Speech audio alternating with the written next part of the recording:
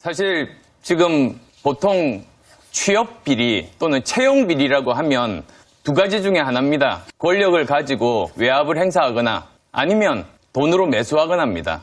그런데 저는 그 당시에 교수 출신이었습니다. 그 둘 다 어느 위치에 있지도 않았습니다. 그리고 제 아내는 독립된 전문가입니다. 그럼 제가 문 후보께 묻겠습니다. 카이스트 교수가 서울대 교수로 이직한 것이 특혜입니까? 아니면 권력 실세에 있는 아버지를 두고 있는 아들이 5급 직원으로 채용된 게 특혜입니까?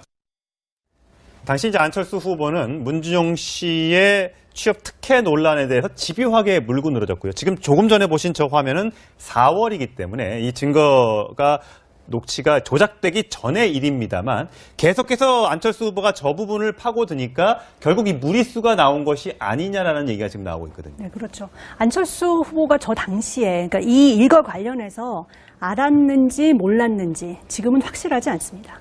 근데 알았거나 몰랐거나 책임을 피하기는 어려울 것 같습니다. 예. 알았다고 하면 법적인 책임을 져야 될 거고요. 몰랐다고 하면 도덕적인 책임을 피할 수가 없을 것 같습니다. 왜냐하면 이 알았다고 하면 조직적으로 이게 다 보고가 돼서 이게 정말 당이 조직적으로 나서서 이 사건을 이게 조작에 대해서 관여했다는 거기 때문에 좀 정말 지금 계속 나오고 있지만 당의 존폐가 위기에 있을 정도로 중대한 사건이고요. 근데 만약 몰랐다고 하더라도 자기 제자 아닙니까?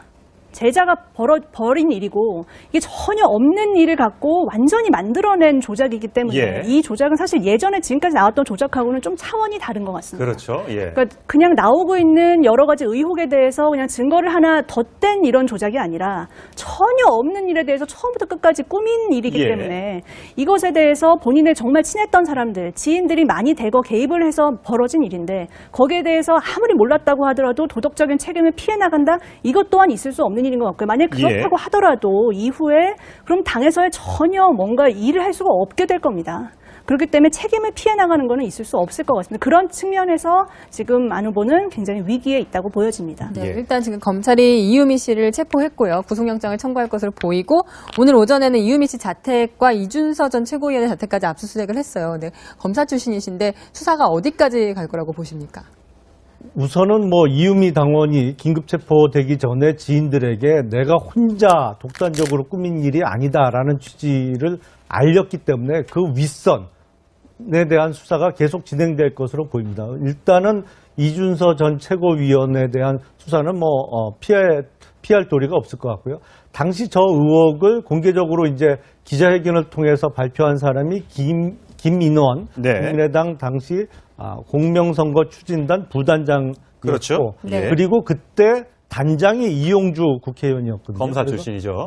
적어도 이 공명선거 추진단의 단장, 부단장 그리고 이준서 전 최고위원에 대한 이유미부터 해서 이 라인에 대해서는 사실 확인 정도는 필요할 것으로 보입니다.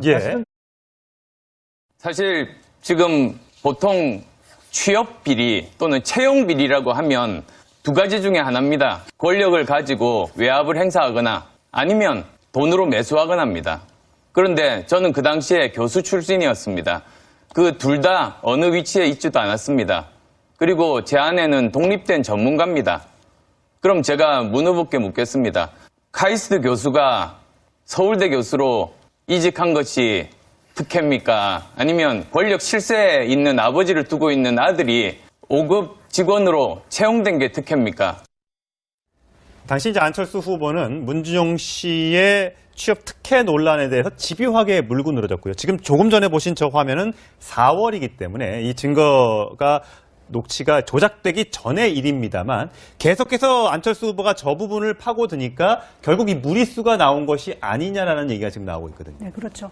안철수 계속 나오고 있지만 당의 존폐가 위기에 있을 정도로 중대한 사건이고요. 근데 만약 몰랐다고 하더라도 자기 제자 아닙니까? 제자가 벌인 일이고 이게 전혀 없는 일을 갖고 완전히 만들어낸 조작이기 때문에 예. 이 조작은 사실 예전에 지금까지 나왔던 조작하고는 좀 차원이 다른 것 같습니다. 그렇죠. 예. 그러니까 그냥 나오고 있는 여러 가지 의혹에 대해서 그냥 증거를 하나 덧댄 이런 조작이 아니라 전혀 없는 일에 대해서 처음부터 끝까지 꾸민 일이기 예. 때문에 이것에 대해서 본인의 정말 친했던 사람들, 지인들이 많이 대거 개입을 해서 벌어진 일인데 거기에 대해서 아무리 몰랐다고 하더라도 도덕적인 책임을 피해 나간다? 이것 또한 있을 수 없는 일인 것 같고요. 만약 그렇다고 하더라도 이후에 그럼 당에서의 전혀 뭔가 일을 할 수가 없게 될 겁니다.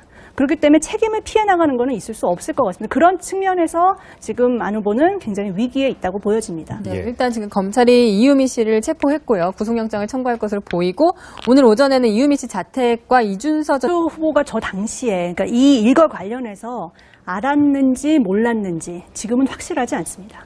근데 알았거나 몰랐거나 책임을 피하기는 어려울 것 같습니다. 예.